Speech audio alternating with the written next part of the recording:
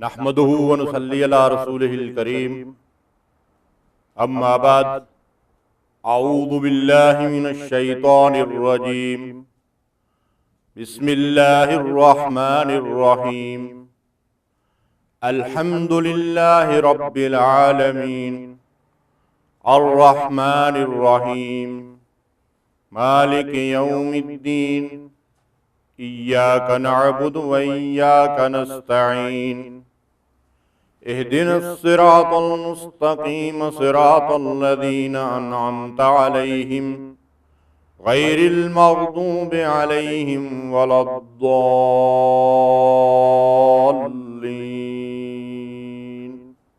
آمين رب اشرح لي صدري ويسر لي أمري واحلل عقدة من لساني يفقهوا قولي سبحانك لا علم لنا إلا ما علمتنا إنك أنت العليم الحكيم اللهم صل على محمد وعلى آل محمد كما صليت على إبراهيم وعلى آل إبراهيم إنك حميد مجيد اللهم بارك على محمد وعلى آل محمد كما باركت على إبراهيم وعلى آل إبراهيم إنك حميد مجيد معزز اور محترم سامعین، آج سورہ فاتحہ کے بقایا حصے کا درس قرآن آپ کی خدمت میں پیش کیا جائے گا۔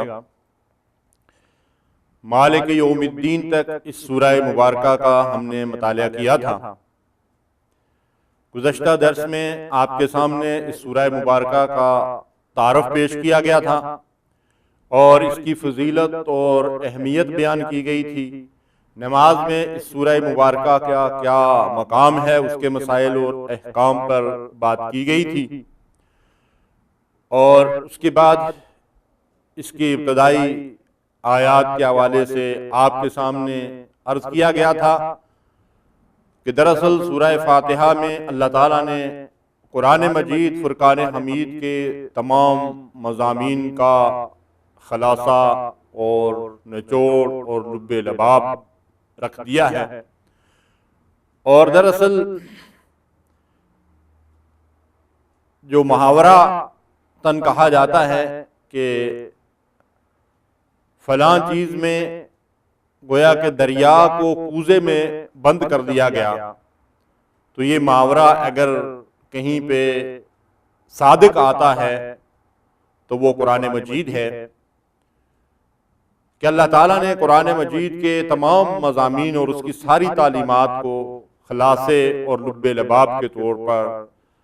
اس سورہ مبارکہ کے اندر رکھ دیا ہے، جس کا نام سورۃ الفاتحہ ہے۔ تعوذ اور تسمیہ کے بعد ہم نے الحمدللہ رب العالمین الرحمن الرحیم مالک یوم الدین یہاں تک اس سورہ مبارکہ کا مطالعہ کیا تھا۔ اس سے آگے انشاءاللہ ہم آج کی اس نشست میں آپ کے سامنے اس سورہ مبارکہ کے بقیہ حصے کا درس قرآن پیش کریں گے۔ اللہ رب العالمین سے دعا ہے کہ وہ حق بیان کرنے، اسے سمجھنے اور سب کو اس پر عمل کرنے کی توفیق عطا فرمائے۔ ایاک نعبد و ایاک نستعین، ہم صرف تیری عبادت کرتے ہیں اور صرف تجھ ہی سے استعانت اور مدد چاہتے ہیں۔ نعبدو یہ جمع کا صیغہ ہے کہ ہم صرف اللہ تعالیٰ کی عبادت کرتے ہیں۔ عبادت کا لفظ عین با دال عبد سے نکلا ہے، اور عبد کے معنی غلام کے ہوتے ہیں۔ حر اور عبد یہ دو ایک دوسرے کے متبادل استعمال ہوتے ہیں۔ حر کے معنی آزاد کے ہوتے ہیں اور عبد کے معنی غلام کے ہوتے ہیں۔ تو دراصل عبادت کا مفہوم یہ ہے کہ کسی کی بالادستی اور برتری تسلیم کر کے اس کے سامنے اپنی آزادی اور خود مختاری سے دستبردار ہو جانا۔ تو اللہ تعالیٰ کی عبادت کا مطلب یہ ہے کہ ہم اپنے آپ کو کلی طور پر اللہ رب العالمین احکم الحاکمین کے سامنے ڈال دیں اور بچھا دیں، ہماری اپنی کوئی مرضی نہ ہو، بلکہ ہم صرف اور صرف اپنے مالک حقیقی کی مرضی پوری کریں، اسی کی پوجا کریں، اسی کی پرستش کریں، اسی کا حکم مانیں، اسی کے قانون کے مطابق زندگی بسر کریں، اسی کی اطاعت کریں اور اس کی نافرمانیوں سے اپنے آپ کو بچائیں۔ تو کامل اور مکمل سپردگی، حوالگی اور ارادہ اور اختیار کی آزادی سے اللہ تعالیٰ کے حق میں دستبرداری کا نام عبادت ہے۔ جب ہم اللہ تعالیٰ سے یہ عہد کرتے ہیں کہ ہم صرف تیری ہی عبادت کرتے ہیں، تو پھر عبادت کی جتنی بھی انواع و اقسام ہیں وہ صرف اور صرف اللہ تعالیٰ ہی کے لیے خاص کر لینی چاہیے، اور کسی طرح کی عبادت میں بھی اللہ کے ساتھ کسی اور کو شریک نہ کیا جائے۔ دراصل اللہ تعالیٰ نے بندوں کو پیدا ہی اپنی عبادت کے لیے کیا ہے، وَمَا خَلَقْتُ الْجِنَّ وَالْإِنسَ إِلَّا لِيَعْبُدُونَ، اور ہم نے جن و انس کو اپنی عبادت کے لیے پیدا کیا ہے۔ یا ایھا الناس اعبدوا ربکم الذی خلقکم والذین من قبلکم لعلکم تتقون، اے لوگو اس رب کی بندگی کرو، اس رب کی عبادت کرو جس نے تمہیں پیدا کیا، تم سے پہلے لوگوں کو پیدا کیا۔ تو جو خالق ہے، جو پروردگار ہے، جو رب ہے، وہی عبادت کا مستحق بھی ہے۔ اور سارے انبیاء اور رسولوں کی دعوت کا لب لباب، نچوڑ اور خلاصہ یہی تھا، ما لکم من الہ غیرہ، کہ لوگو اللہ کے سوا تمہارا کوئی معبود نہیں، کوئی عبادت کا مستحق نہیں، معبود برحق صرف اللہ تعالیٰ ہے، لہذا اپنے آپ کو اس کے حوالے اور اس کے سپرد کر دو۔ عبادت کی بہت ساری اقسام ہیں، جس طرح نماز، روزہ، زکوٰۃ، حج، صدقہ، خیرات عبادت ہے، اس طرح اطاعت و فرم برداری عبادت ہے، بندگی اور غلامی عبادت ہے، رکوع اور سجود عبادت ہے، نذر و نیاز اور قربانی اور جانور ذبح کرنا عبادت ہے، قسم کھانا عبادت ہے، شہادت دینا عبادت ہے، اور اس طرح مدد اور استعانت چاہنا، فریاد کرنا، قرآن مجید کی تلاوت کرنا، ذکر کرنا، یہ ساری عبادات کی مختلف اقسام ہیں۔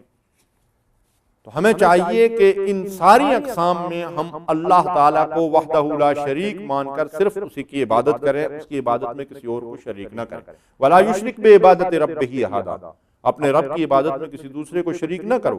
وَاعْبُدُوا اللَّهَ وَلَا تُشْرِكُوا بِهِ شَيْئًا، اللہ کی عبادت کرو اور اس کے ساتھ کسی اور کو شریک نہ کرو۔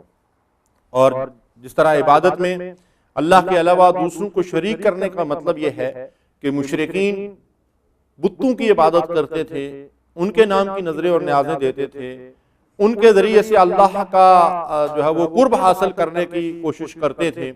اور ان کی نظریں اور نیازیں دیتے تھے، ان کے نام پر جانور ذبح کرتے تھے۔ اسی طرح عبادت میں انسان خواہشات نفس کی پیروی اگر کرے، اللہ تبارک و تعالیٰ کی اطاعت و فرمانبرداری سے بالاتر ہو کر، تو دراصل وہ خواہشات نفس کی عبادت کرنے والا کہلاتا ہے۔ جس طرح قرآن یہ کہتا ہے کہ ارائیت من اتخذ الہہ ہواہ، اے نبی کیا تم نے اس شخص کو دیکھا جس نے اپنی خواہش کو الہ بنایا ہوا اور وہ اپنی خواہش کی عبادت کرتا ہے، اس کی پوجا اور پرستش کرتا ہے، اس کا بلا چو و چرا حکم مانتا ہے۔ تو دراصل نبی صلی اللہ علیہ وسلم کے فرمان کی روح سے کہ آپ نے فرمایا کہ اس زمین کے اوپر اور اس آسمان سے نیچے خواہشات نفس سے زیادہ کسی بت کی پوجا نہیں کی گئی، کسی اور الہ کو پوجا جو ہے وہ پوجا نہیں گیا۔ تو یہ خواہشات نفس ہیں جن کی سب سے زیادہ انسان بندگی اور عبادت کرتا ہے۔ جب انسان اللہ تعالیٰ کی ہدایت سے منہ موڑ کر اپنے آپ کو کلی طور پر خواہشات کے حوالے کر دیتا ہے، تو دراصل وہ خواہشات کا بندہ اور غلام بن جاتا ہے۔ اسی طرح اگر کوئی انسان عبادت مال و دولت کو اپنے لیے دیوی بنا لے اور اس کی پوجا اور پرستش میں لگ جائے، تو یہ بھی دراصل ایک طرح کا شرک ہے۔ تائس عبد الدینار و عبد الدرہم او کما قال صلی اللہ علیہ وسلم، اللہ کے نبی صلی اللہ علیہ وسلم نے فرمایا کہ دینار اور درہم کا بندہ ہلاک اور برباد ہو گیا، تباہ ہو گیا، یعنی جس کا مطمع نظر صرف اور صرف مال و دولت اکٹھا کرنا ہے اور دین و ایمان کے تقاضوں کی پرواہ کیے بغیر وہ صبح سے شام تک اسی کے لیے جدوجہد کرتا ہے، تو وہ دراصل یہ ایک دیوی ہے دولت کی جس کی وہ پوجا کر رہا ہے۔ اسی طرح دعا ایک انتہائی اہم عبادت ہے۔ اللہ تعالیٰ کے علاوہ کسی اور کو حاجت روا اور مشکل کشا نہ بنایا جائے، کسی اور کو اس عبادت میں شریک نہ کیا جائے، اس لیے کہ نبی صلی اللہ علیہ وسلم نے فرمایا الدعاء هو العبادہ۔ جب ہم اللہ سے یہ کہتے ہیں کہ ایاک نعبد و ایاک نستعین، ہم صرف تیری ہی عبادت کرتے ہیں اور تجھی سے مدد چاہتے ہیں، تو دعا کو نبی صلی اللہ علیہ وسلم نے فرمایا کہ الدعاء هو العبادہ، دعا ہی عبادت ہے۔ اس کا مطلب یہ ہے کہ اللہ کے علاوہ کسی اور سے دعا نہیں کی جا سکتی، کوئی حاجت روا اور مشکل کشا نہیں ہے، اللہ ہی حاجت روا اور مشکل کشا ہے، اللہ ہی نفع نقصان کا مالک ہے، اللہ ہی دینے والا اور روکنے والا ہے۔ اللہم لا مانع لما اعطیت ولا معطی لما منعت۔ نبی صلی اللہ علیہ وسلم ہمیشہ یہ دعا پڑھا کرتے تھے اور اس کی صحابہ کرام کو بھی تعلیم دی، یا اللہ جس کو تو دے اس کو کوئی روک نہیں سکتا، اور جس کو تو نہ دے اسے کوئی دے نہیں سکتا، یعنی اللہ تعالیٰ ہی دینے والا اور اللہ تعالیٰ ہی روکنے والا ہے۔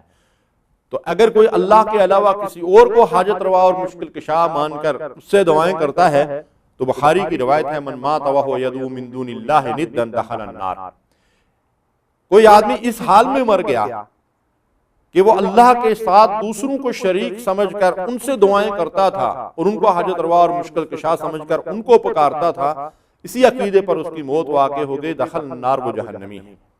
اسی طرح قربانی کرنا، جانور ذبح کرنا، یہ عبادت ہے، اور قرآن مجید میں اللہ تعالیٰ نے اس کا حکم دیا ہے فَصَلِّ لِرَبِّكَ وَانْحَرْ،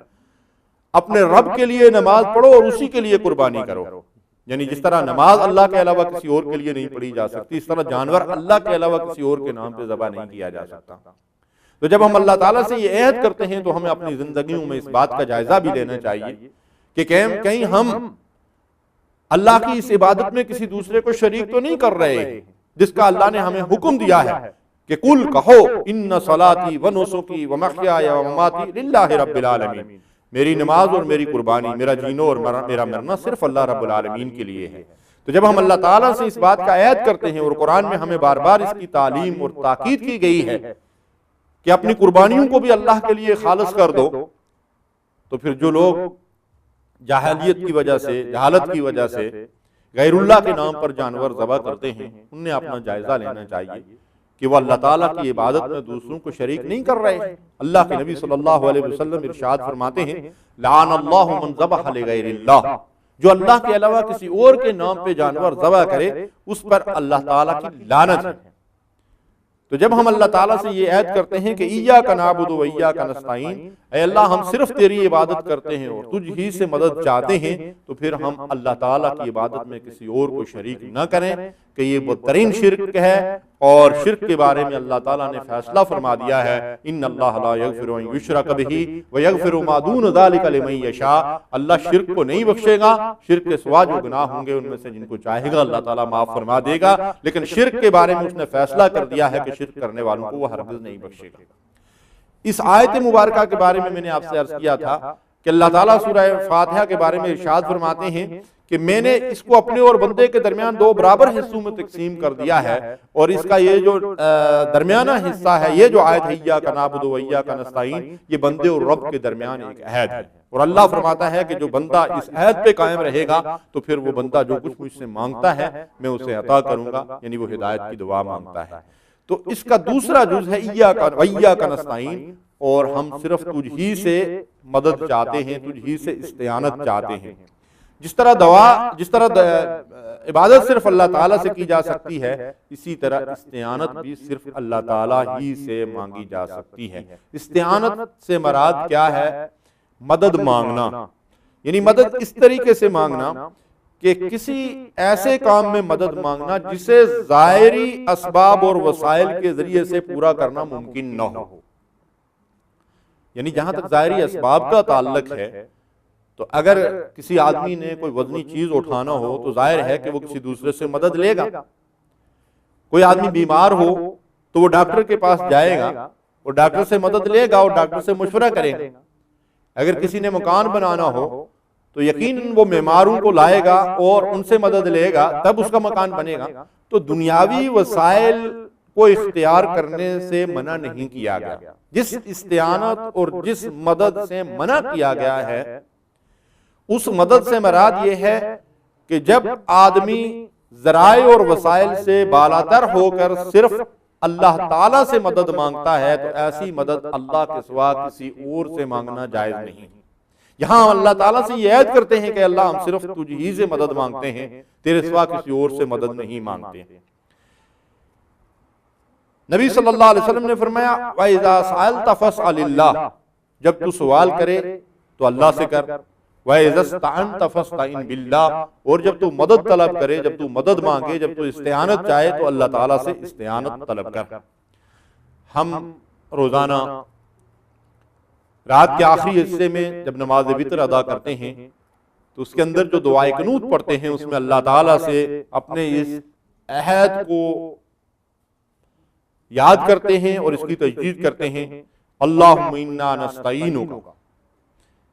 اے ہمارے اللہ ہم صرف تجھ ہی سے استعانت چاہتے ہیں،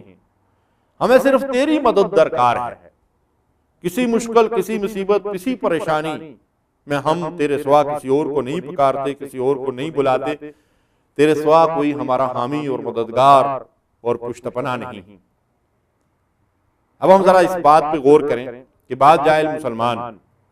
جو اٹھتے بیٹھتے یا علی مشکل کشا، یا غوث العظم، دستگیر اور اس طرح کے کلمات کہتے ہیں کہ وہ اللہ کے علاوہ اللہ کے بندوں کو، انسانوں کو حاجت روا اور مشکل کشا سمجھتے ہیں اور ان سے مدد طلب کرتے ہیں،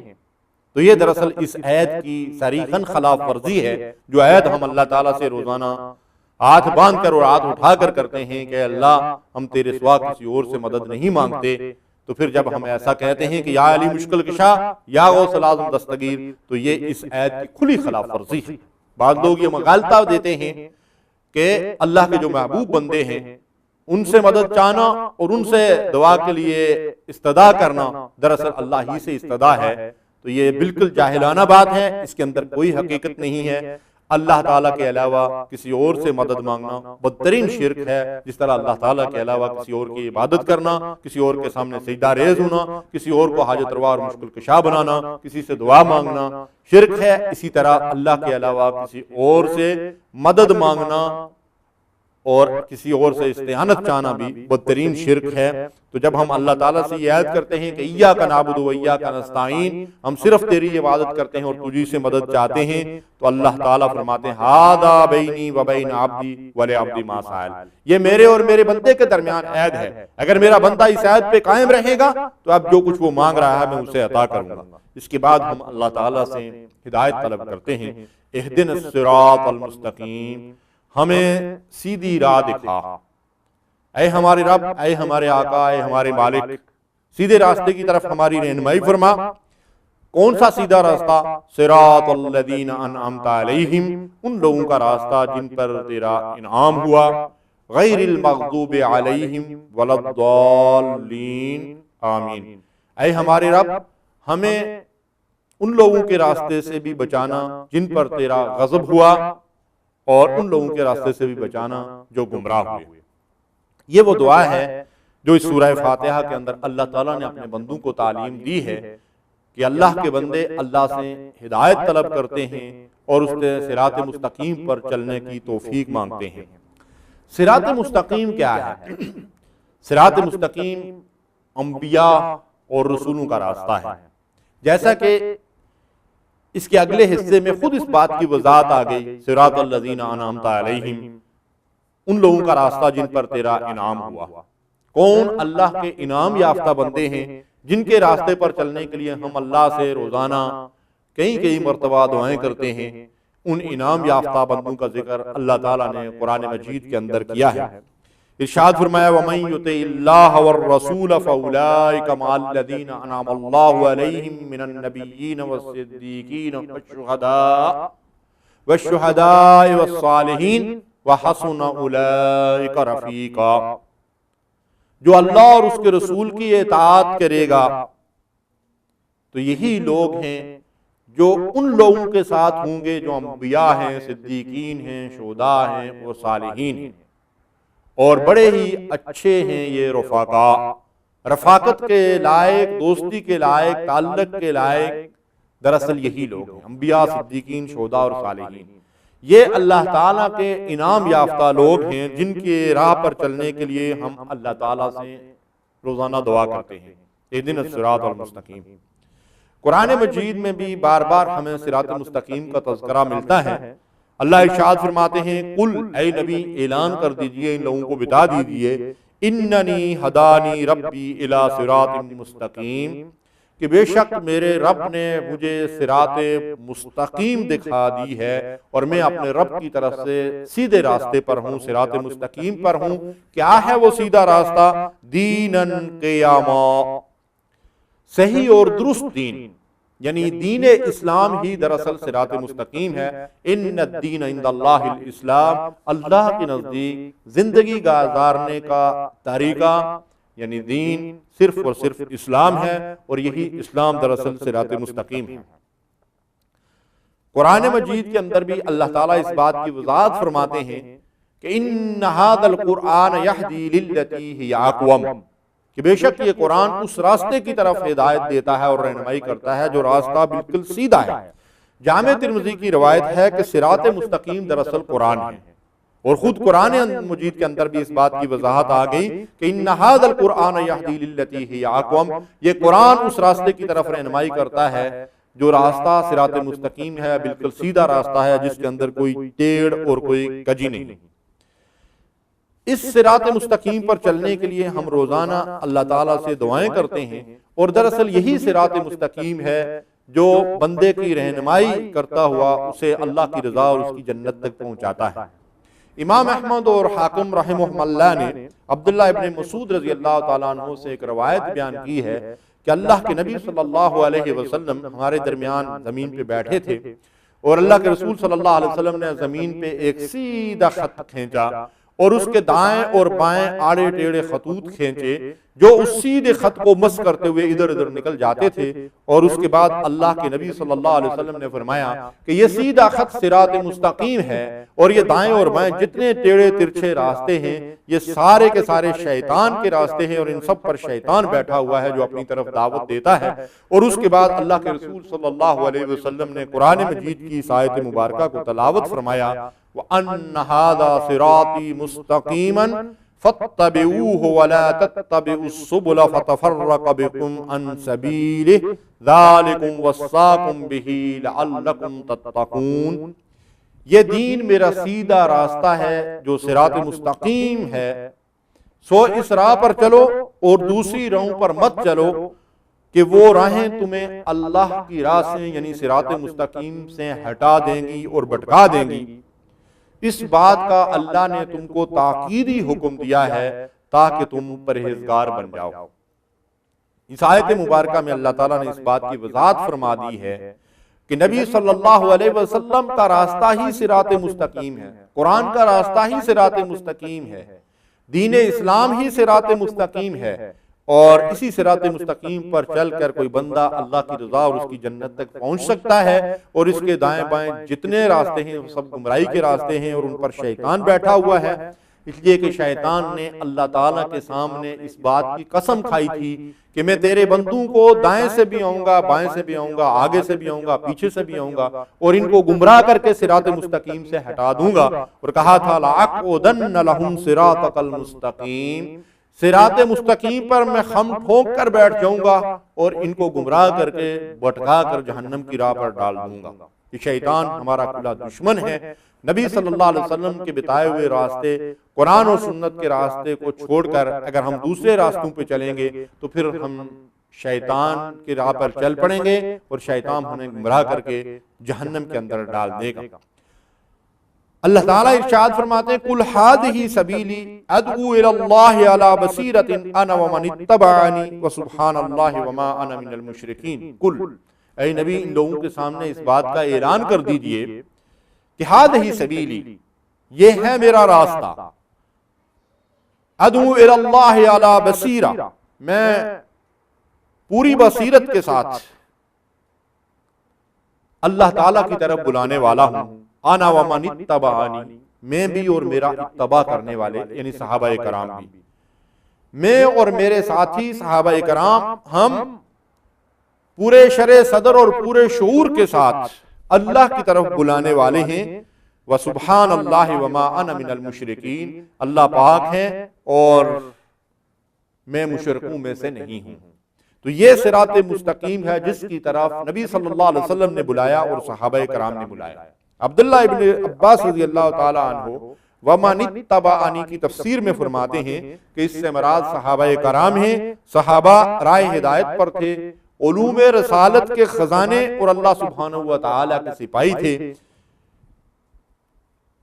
ابن مسعود رضی اللہ تعالیٰ عنہ فرماتے ہیں کہ جو سنت پر چلنا چاہے وہ مردوں کے طریقے پر چلے، یعنی اصحاب رسول صلی اللہ علیہ وسلم کے راستے پر۔ صحابہ کا گروہ اس امت میں سب سے زیادہ پاک باز اور پاک باطن تھا، جن کا علم بہت گہرا تھا، بناوٹ بالکل نہ تھی۔ اختارہم اللہ لصحبت نبیہ ولاقامت دینہ، اللہ تعالیٰ نے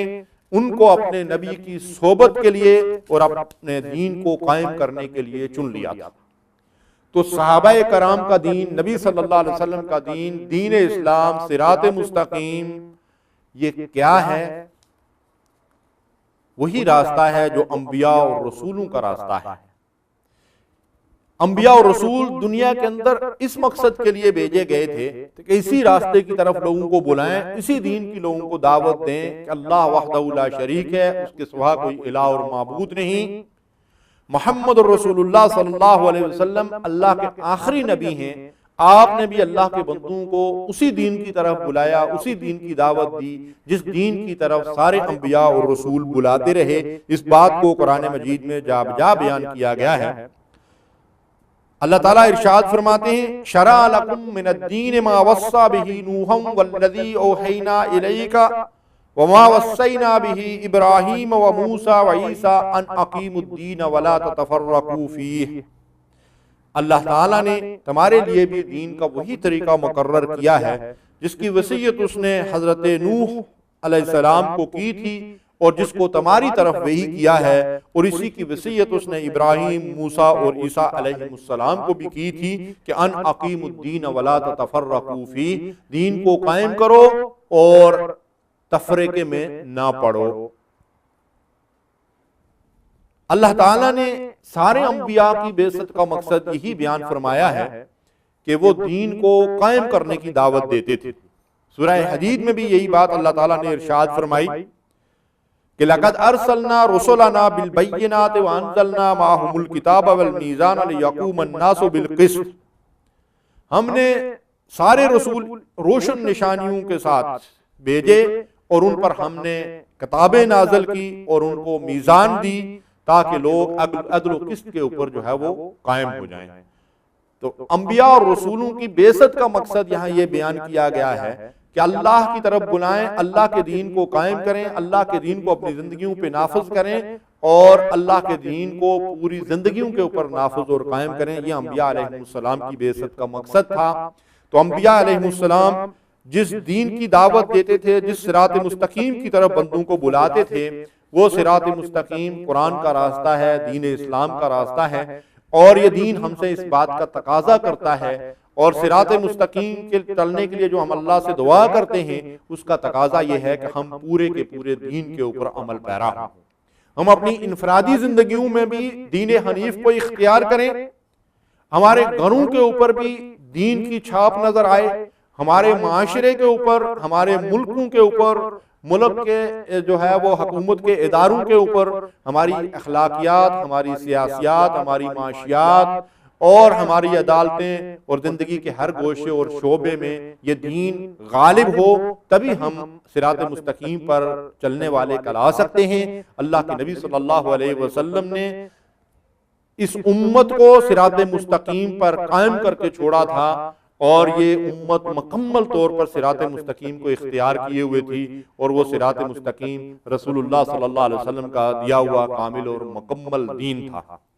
تو یہ دعا جب ہم اللہ تعالیٰ سے کرتے ہیں تو ہم اس کے پورے معنی اور مفہوم سے بھی اچھی طرح واقف ہوں کہ جس صراط مستقیم پر چلنے کے لیے ہم اللہ سے دعا کرتے ہیں، اس صراط مستقیم کا تقاضا یہ ہے کہ ہم انفرادی اور اجتماعی زندگیوں میں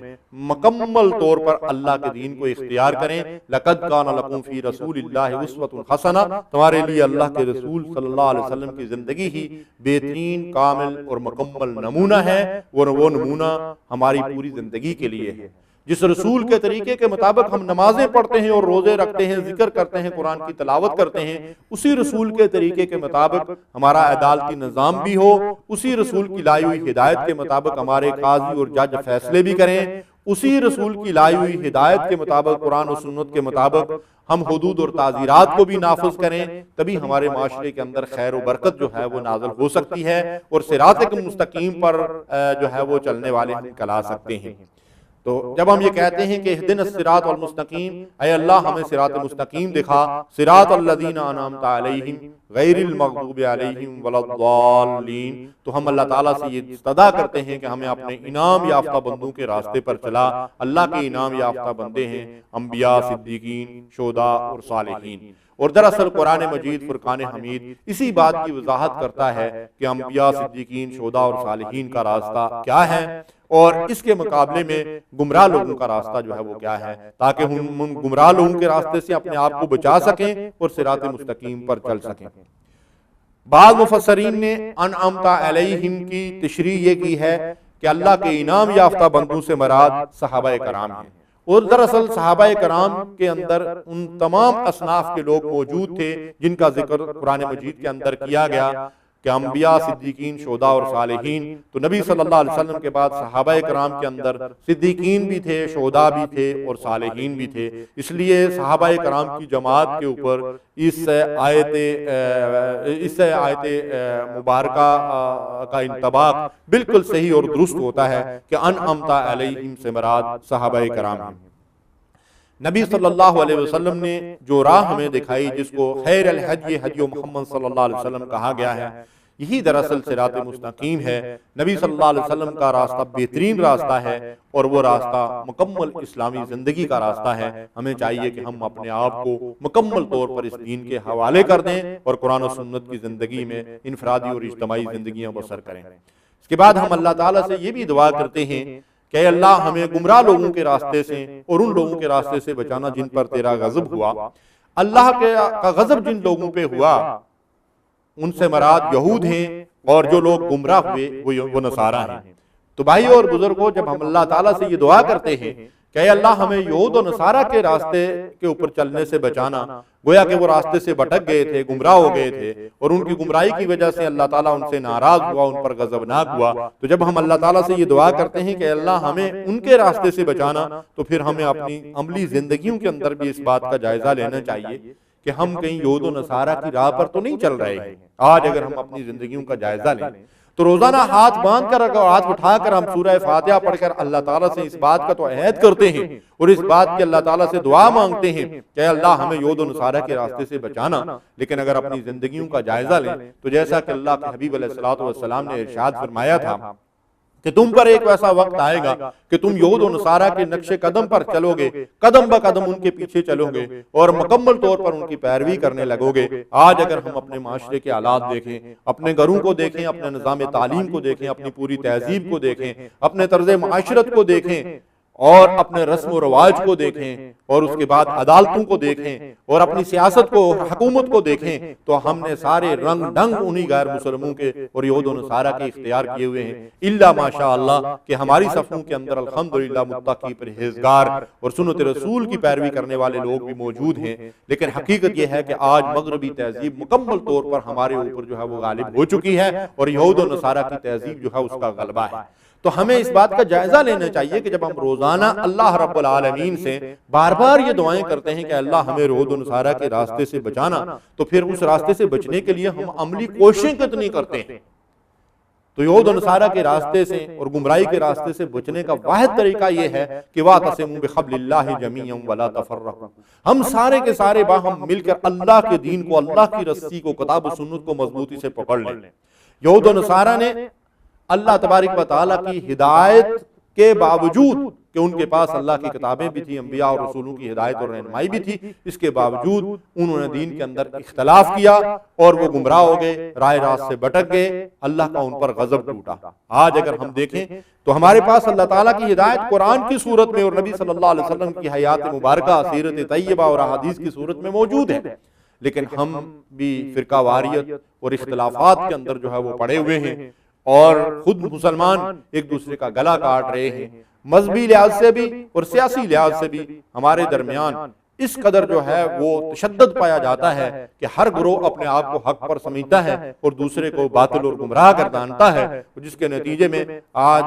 ہم فرقہ بندی کے اندر مبتلا ہیں اور گروہی اختلافات کی وجہ سے باہم کشت و خون کر رہے ہیں اور ایک دوسرے کا ناحق خون بہا رہے ہیں۔ جبکہ قرآن مجید نے جہاں ہمیں یہود و نصارہ کے راستے پر چلنے سے منع فرمایا، وہاں اللہ تعالیٰ نے ہمیں اس بات کی بھی ہدایت دی ہے کہ انہوں نے دین کے اندر اختلاف برپا کیا، تفرقے کے اندر پڑ گئے اور گروہ بندیاں کی اور خود ایک دوسرے کی گردنیں کاٹنے لگے۔ تم ایسا نہ کرنا، ان الذین فرقوا دینہم وکانوا شیعا لست منہم فی شیء، بے شک جن لوگوں نے اپنے دین کو ٹکڑے ٹکڑے کر دیا ہے اور مختلف ٹولیوں میں بٹ گئے ہیں، لست منہم فی شیء، اے نبی آپ سے ان کا کوئی تعلق نہیں۔ اللہ تعالیٰ نے یہاں ہمارے سامنے اس بات کی وضاحت کر دی کہ دین کے اندر فرقہ واریت پیدا کرنے والے لوگ، اختلافات برپا کرنے والے لوگ اور ایک دوسرے کو گمراہ اور کافر قرار دینے والے لوگ دراصل نبی سے کٹ جاتے ہیں، اور جو نبی سے کٹ جائے یقیناً وہ دین سے دور ہو جاتا ہے، وہ گمراہ ہو جاتا ہے۔ ہمیں چاہیے کہ اس فرقہ واریت کو ختم کریں، گروہ بندیوں کو ختم کریں، دوسروں کو اپنی طرح مسلمان سمجھیں۔ قرآن مجید کی بعض آیات کی تعبیر کے اندر اختلاف ہو سکتا ہے اور فقہا کے مسالک کی وجہ سے جو ہے وہ ایک دوسرے کے ساتھ اختلاف کیا جا سکتا ہے، لیکن ان اختلافات کی بنیاد پہ دوسروں کو گمراہ قرار دینا اور ان کو اسلام سے خارج کر دینا، یہ بڑے ظلم اور زیادتی کی بات ہے۔ ہمیں چاہیے کہ جس طرح ہم کسی ایک مسلک کو درست سمجھتے ہیں، دوسروں کو بھی اس بات کا اختیار دیں کہ انہوں نے جس مسلک کو درست اور صحیح سمجھا ہے وہ اس کو اختیار کریں۔ اسی طریقے سے مسلمانوں کے درمیان اخوت اور محبت اور ہمدردی پیدا ہو سکتی ہے۔ دین کے اندر جس اختلاف کی گنجائش ہے وہ اختلاف صحابہ کرام کے درمیان بھی موجود تھا، لیکن صحابہ کرام اس اختلاف کی وجہ سے نعوذ باللہ گروہوں اور ٹولیوں کے اندر تقسیم نہیں تھے، بلکہ رحماء بینہم کی کیفیت تھی۔ وہ ایک دوسرے کے لیے رحیم اور کریم اور شفیق تھے اور سیسا پلائی ہوئی دیوار کفار کے لیے بنے ہوئے تھے، جس کی وجہ سے اللہ تعالیٰ نے دنیا کے اندر ان کو سرخرو کیا۔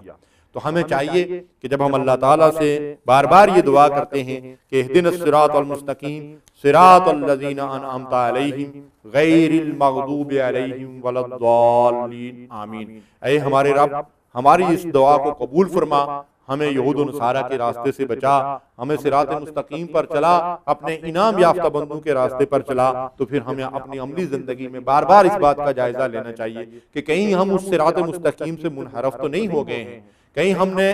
انبیاء اور رسولوں اور صدیقین اور شہداء اور صالحین کے راستے کو تو نہیں چھوڑ دیا ہے۔ جب ہم اس طرح اپنا جائزہ لیں گے تو پھر ہمیں اپنی غلطیوں کا جو ہے وہ اعتراف کر کے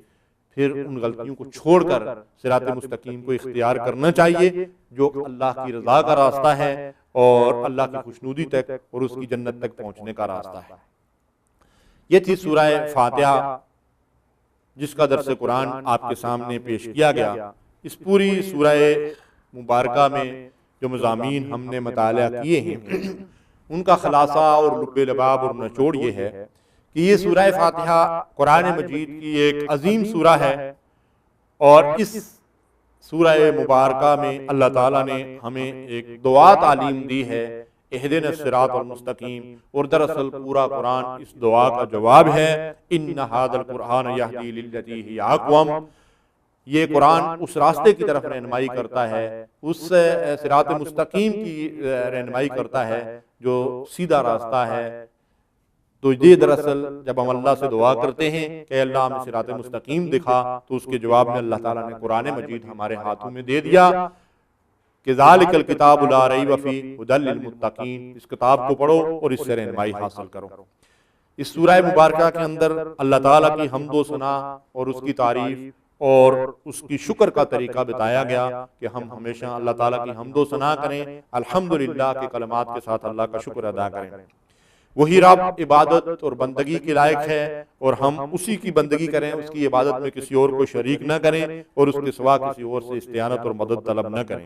وہی رب قیامت کے دن کا، بدلے کے دن کا مالک ہے، جس دن پورے عدل و انصاف کے ساتھ بندوں کا فیصلہ فرمائے گا۔ جو لوگ اس دنیا میں انبیاء، صدیقین، شہداء اور صالحین کے راستے پر چلیں گے وہ آخرت میں اللہ کی رضا اور اس کی جنت کے مستحق قرار پائیں گے، اور منافق اور فساق اور فجار اللہ کے غیظ و غضب کا مستحق قرار پائیں گے اور جہنم کا ایندھن بنیں گے۔ اللہ تعالیٰ سے دعا ہے کہ وہ ہمیں صراط مستقیم پر چلنے کی توفیق عطا فرمائے، اسی راستے پر ہمیں استقامت عطا فرمائے اور اسی راستے پر ہمارا خاتمہ فرمائے۔ وآخر دعوانا ان الحمد للہ رب العالمین۔